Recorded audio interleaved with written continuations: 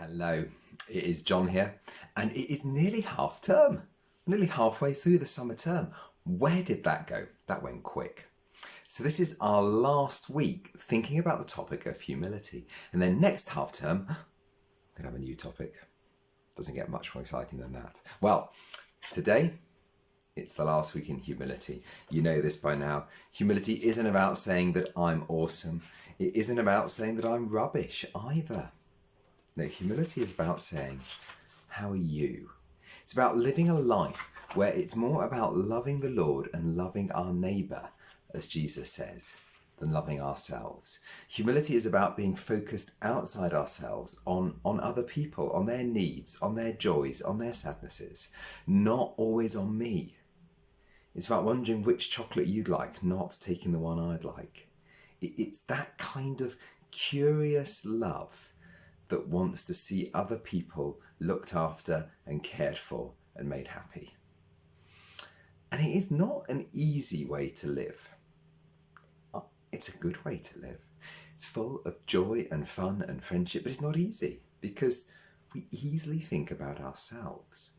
So we're going to think today about the choice that Jesus puts before us, whether we want to live a humble life or not, and how he might help us do so. Now, talking of choices, there's a couple of explorers who want us to work out which of them has the best way of going about things. I'll let them explain. Let's go and get them. I say, it's Sir Charles Ponsonby Smythe here. Jolly nice to see you. Now, as you all know, I am a very famous explorer. I have explored mountains and valleys, the North Pole and the East Pole. I have explored all 12 continents of the world and sailed all 4 of its oceans. Ah, yes. Now, there's been a bit of a discussion recently, and I thought you might be able to help us. You've met, I think, my cousin, Sir Bruce Ponsonby Smythe. He's an Australian explorer. Well, some people have been saying that Sir Bruce has the best way of preparing for an expedition. But I think I have the best way of preparing for an expedition. So I wondered if you could tell us. Let me explain what I do. When I'm getting ready for an expedition to explore maybe up a river, through a rainforest, or maybe across the sea strewn with icebergs, or up a mountain that's never been conquered before, what I do is I close my eyes and I think really, really hard about the photo of me paddling down the river, or rowing through the sea, or on top of the mountain. And I imagine my photo on the front of Explorer Monthly. That's what I do. I think very, very hard. I imagine what it'll look like, and then off I set. I don't really think you need things like maps and compasses and rucksacks and special climbing equipment like ropes or ice axes. Or I just go for it. Right, I'll go and get Sir Bruce and you can see what he thinks. G'day, I'm Sir Bruce Ponsonby Smythe, and I understand that my cousin's been telling me about this little competition he wants to have. Now, this is the way I prepare for an expedition. So recently I had an expedition into the outback in Australia. I thought I'd go and see if I get some good photos of kangaroos. So I prepared my rucksack. I got myself a sleeping bag and I put it in my rucksack. I got loads of rations and 3 big water bottles because it's strafe. It's hot in the outback. You don't want to get caught without water out there. And I needed to plan my route, so I spent a long time on the computer getting maps and carefully planning a route. I asked some experts on kangaroos where I might find them, where they might be, where I might get good photos. I made sure I had a good camera with me and lots of photographic equipment, and I needed a solar charger to charge the batteries on the camera, otherwise it would have run out of batteries. So after I got it all ready, I made sure I told a mate where I was going, just in case something went wrong and I didn't come back, he'd know where to find me.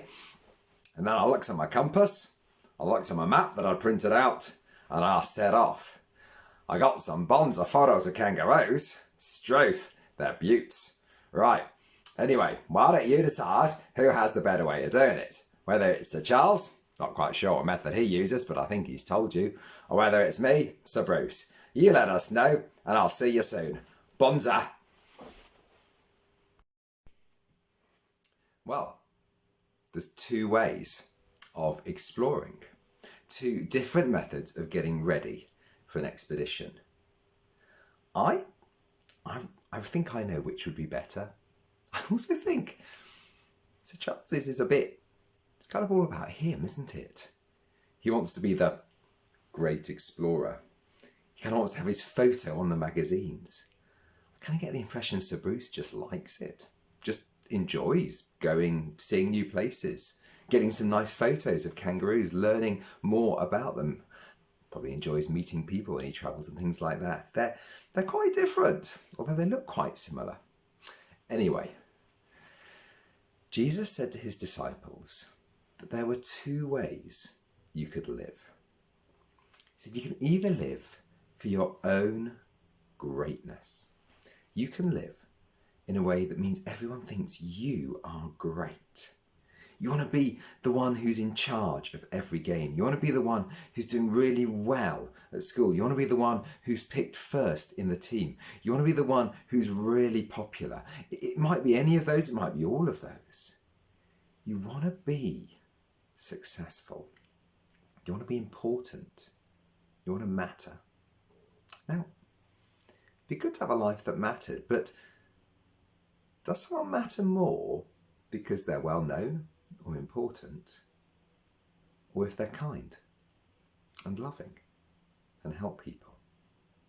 See, Jesus said if you live your life for other people, you probably won't ever be well known. People might not notice. People might not pay much attention to you. But he called us to live that way, to live a humble life that is about other people, not ourselves. And he lived that way too. He gave his followers, his disciples, a kind of lesson in what their lives should look like. It was on the last evening he spent with them before he was killed on the cross and then rose again from the dead on the Sunday. That Thursday evening, Jesus had supper with his disciples. And as they sat down to eat, it's called the Last Supper, to eat that Last Supper together, Jesus took off his shirt and he picked up a towel. And then he took a bowl of water. And he went round his disciples. You see, back in those days, you might remember this from the woman who washed Jesus' feet. Back in those days, the streets didn't have tarmac on, they didn't have paving stones, they were just dirt. And they got really dusty. It was a hot country where Jesus lived, the land of Israel, and your feet got sweaty and the dust stuck to your feet, and maybe there was a donkey poo or a camel poo, maybe you trod in it. Your feet got really messy, and people wore sandals. So the gunk got on your actual feet, not just on your shoes. And so often when you'd arrive at someone's house, a servant, the least important servant, would have the job of washing everyone's feet. Well, this meal that Jesus had with his friends, there weren't any servants. They were just eating it by themselves. So they were all sitting down to eat, and Jesus took the bowl and he took the water and he went round and he washed his friends' feet. And then he dried them with the towel. And they were shocked because Jesus was their Lord. And after he'd done this, Jesus said, I want you to understand what I've done. You call me Master, Teacher, Lord, and you are right to do so because I am God. I am your Lord.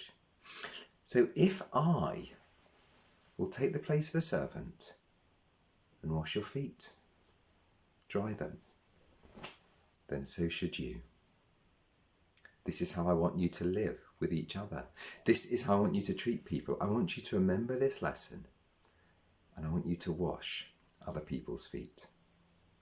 Now, Jesus didn't just mean that what he wants us all to do is go around washing each other's feet. No, that's not what he meant. What he meant was he wants us to love other people so well that we do the nasty jobs, the unimportant jobs, maybe even the jobs that no one else notices. If the classroom has been left in a bit of a mess at break, you might stay back and clean it. Now, you might do that because your teacher's there and you want to help and you enjoy that you'll get a well done, a thank you.